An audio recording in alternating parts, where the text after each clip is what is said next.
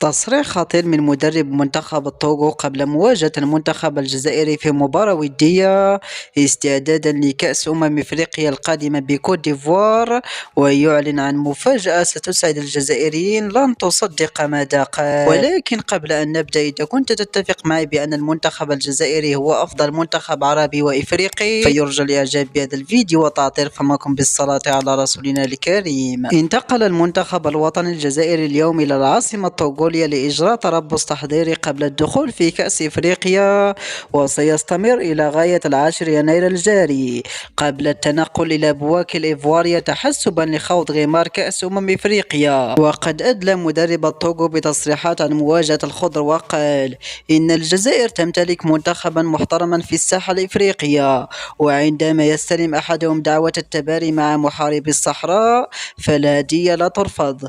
فقال أيضا المنتخب الجزائري منتخب قوي جدا، وهو المرشح الأبرز للتتويج بكأس إفريقيا القادمة بكوت ديفوار، فرجال بالماضي لا يعرفون المستحيل. وفي النهاية لا تنسى الإعجاب بهذا الفيديو والاشتراك بالقناة ليصلكم جديدنا.